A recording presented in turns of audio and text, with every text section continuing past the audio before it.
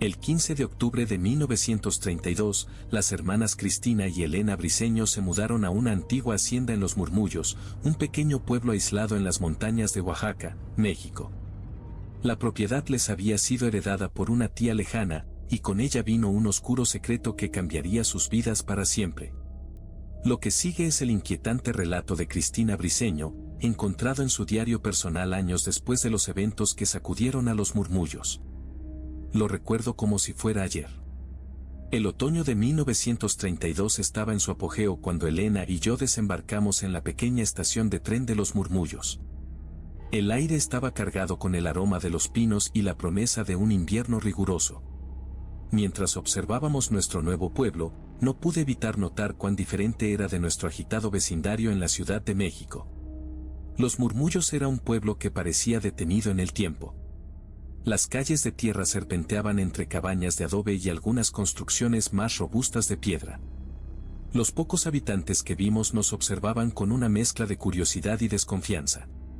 Éramos las hermanas de la ciudad, las nuevas dueñas de la hacienda Briceño.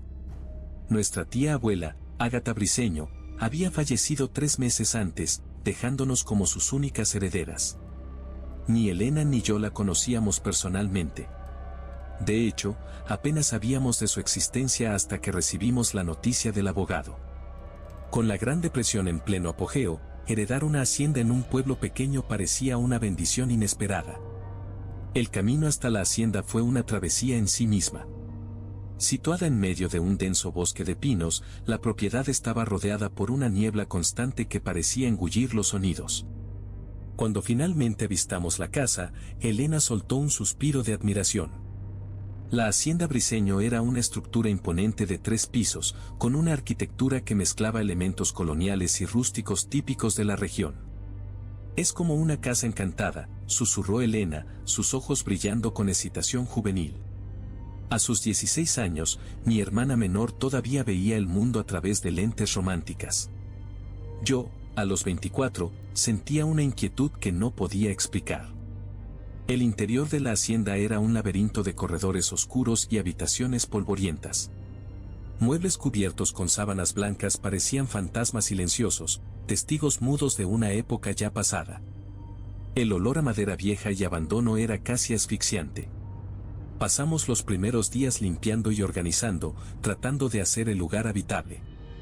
Elena estaba emocionada con la idea de explorar cada rincón de la propiedad, mientras que yo me preocupaba por cuestiones más prácticas, como conseguir suministros para el invierno que se aproximaba. Fue durante una de esas sesiones de limpieza cuando Elena hizo el descubrimiento que cambiaría todo. Al tercer día, subió corriendo las escaleras, jadeando de emoción.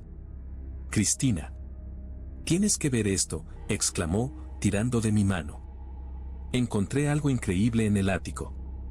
A regañadientes, seguí a mi hermana hasta el último piso de la casa.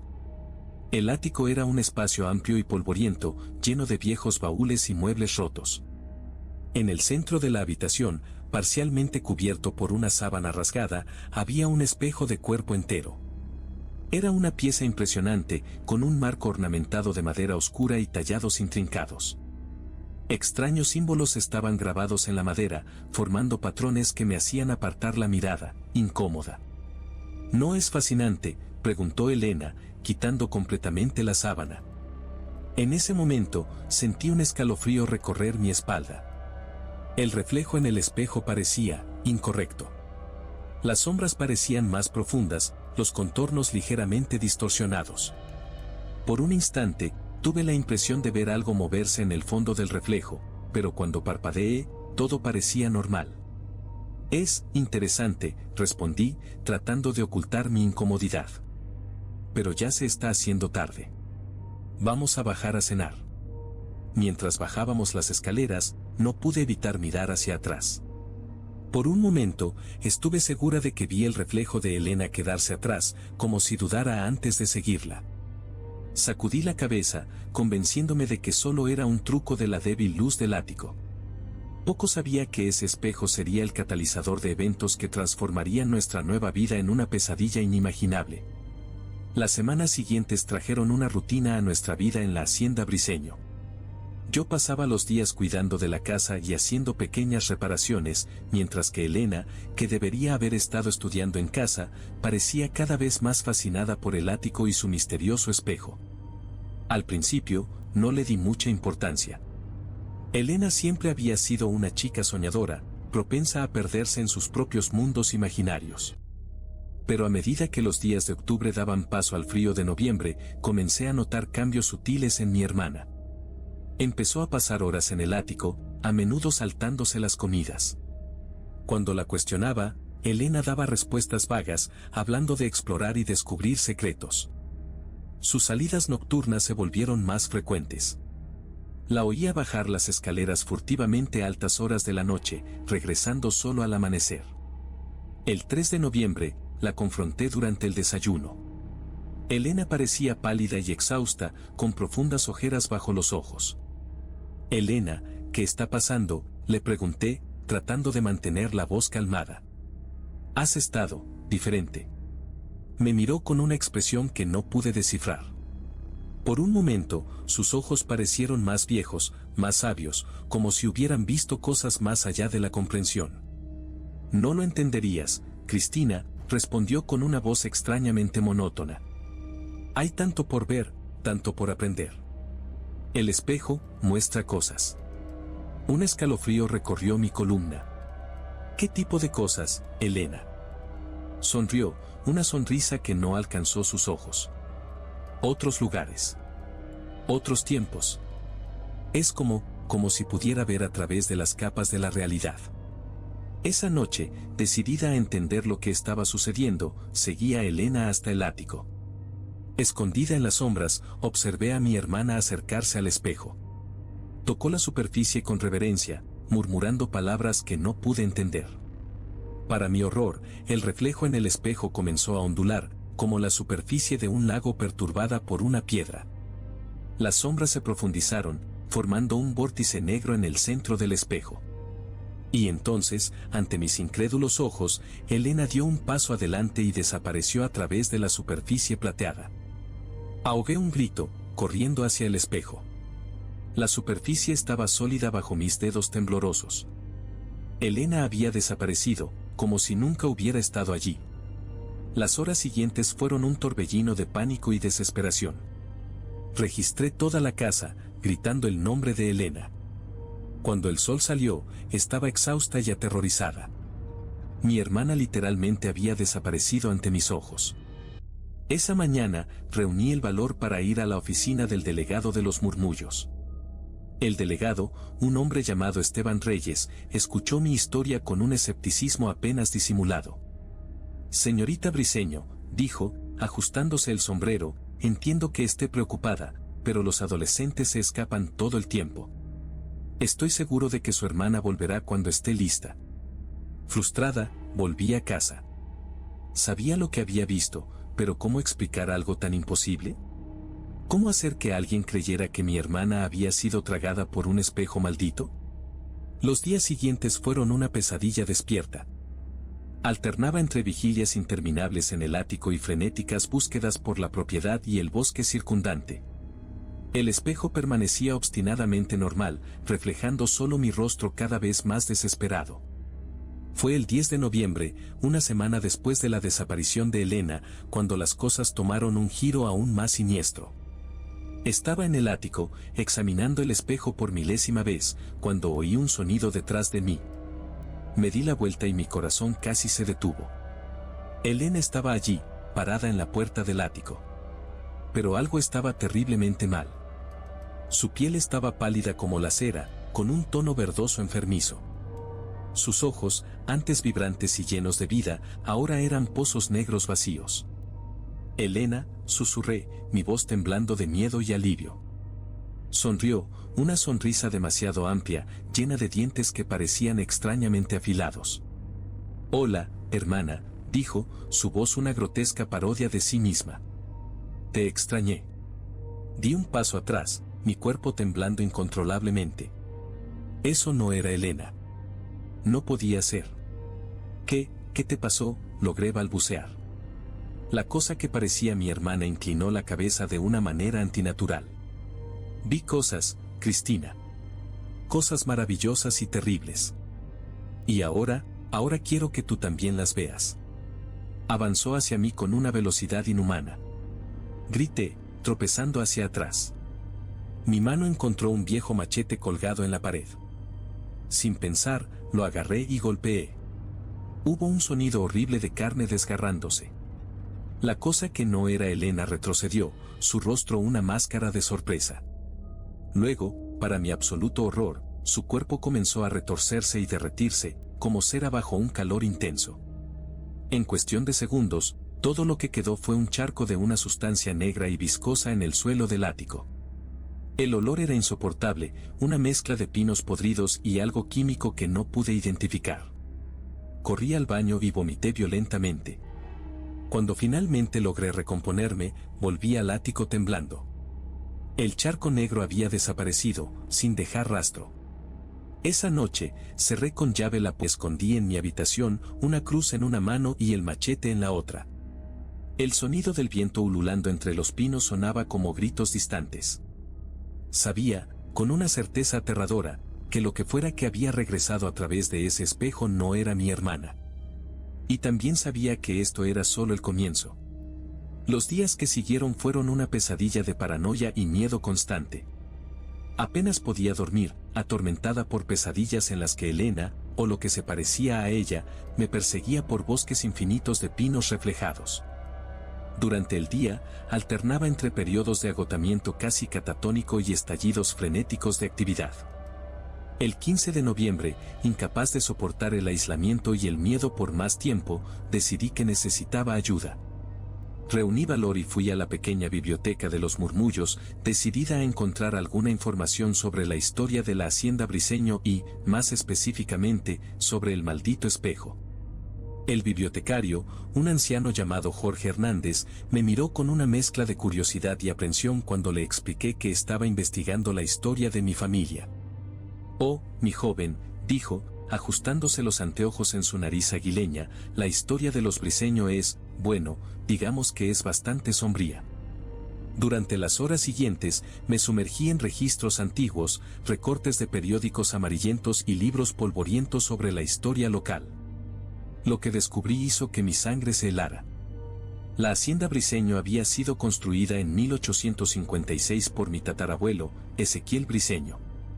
Ezequiel era conocido por su interés en el ocultismo y las prácticas esotéricas. Los registros mencionaban que había viajado extensamente por Europa, trayendo de vuelta artefactos de gran poder y misterio. Un artículo de periódico de 1878 captó mi atención. Relataba la desaparición misteriosa de la esposa y la hija menor de Ezequiel. El caso nunca se resolvió, pero los rumores de la época sugerían que Ezequiel estaba realizando experimentos no naturales en su propiedad. Hojeando un viejo diario que Jorge encontró en los archivos, descubrí una entrada perturbadora fechada el 10 de noviembre de 1878, exactamente 54 años antes del día en que la cosa que no era Elena apareció en el ático. El portal está abierto. Isabel y la pequeña Aísa han sido llevadas. No puedo cerrar lo que he comenzado. Que Dios tenga piedad de nuestras almas. Mi corazón se aceleró al leer esas palabras. Era más que una coincidencia. El espejo, las desapariciones, todo estaba conectado de alguna manera terrible. Continué mi investigación frenética, hojeando páginas y más páginas de documentos antiguos. Un nombre comenzó a aparecer repetidamente, Aleister Crowley, un notorio ocultista británico. Aparentemente, Ezequiel había intercambiado correspondencia con Crowley, discutiendo teorías sobre portales interdimensionales y reflejos de la realidad. Jorge, el bibliotecario, notó mi creciente interés y se acercó, vacilante. «Señorita Briceño», dijo en voz baja, «hay algo que tal vez deba saber». Mi abuelo era el médico del pueblo en la época de Ezequiel. Él dejó un diario. Con manos temblorosas, Jorge me entregó un pequeño cuaderno de cuero. Las páginas amarillentas estaban llenas de una caligrafía apretada y nerviosa. Comencé a leer, mi corazón acelerándose con cada palabra. 15 de noviembre de 1878. Fui llamado a la hacienda Briceño esta noche. Lo que vi allí, Que Dios me ayude, no sé cómo describirlo. Ezequiel estaba en un estado de locura, balbuceando sobre el otro lado y los que habitan más allá del vidrio.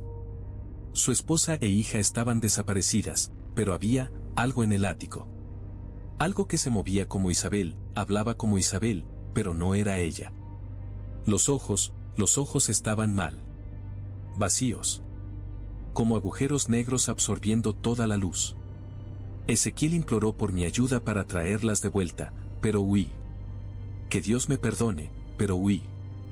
Las lágrimas corrían por mi rostro mientras leía. Era la misma cosa. La misma maldición que había afectado a mi familia hacía más de medio siglo se estaba repitiendo ahora, con Elena. Miré a Jorge, que me observaba con una mezcla de pena y miedo. ¿Qué pasó después?, pregunté, mi voz casi un susurro. Él suspiró pesadamente. La hacienda se incendió una semana después. Ezequiel murió en el incendio. El cuerpo de Isabel nunca fue encontrado, y la pequeña Aísa, bueno, dicen que a veces, en las noches de luna llena, se puede oír el llanto de un niño proveniente del bosque alrededor de la hacienda. Volví a casa esa noche con la cabeza girando de información y teorías. El espejo era claramente un portal a algún lugar. Algún lugar que no debería ser perturbado. Y ahora, Elena estaba atrapada allí, o peor aún, algo usando su forma había regresado. La noche del 20 de noviembre, la luna llena flotaba sobre los murmullos como un ojo vigilante.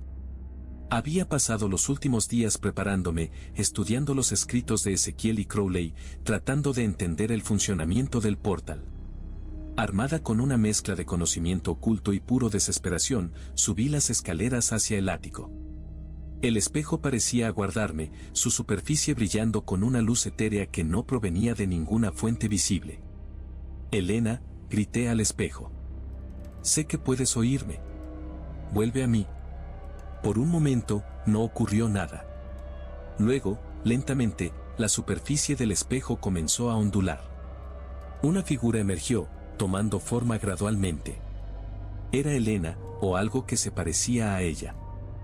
Hola, hermana, dijo la cosa, su voz una mezcla grotesca de la de Elena y algo más antiguo, más oscuro. ¿Viniste a unirte a nosotras?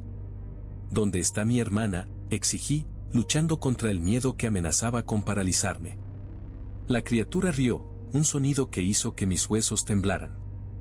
Tu hermana está aquí, y allí, y en todas partes. Somos Elena ahora, y Elena somos nosotras. ¿Por qué no vienes a ver por ti misma? Extendió una mano a través del espejo, sus dedos alargados y distorsionados como ramas retorcidas. Retrocedí, mi corazón latiendo furiosamente. No, dije con firmeza. Vas a liberar a Elena y volver a tu mundo. La criatura siseó, su rostro retorciéndose en una máscara de furia. Tonta. No hay vuelta atrás. El portal está abierto, y pronto, todos ustedes serán nuestros.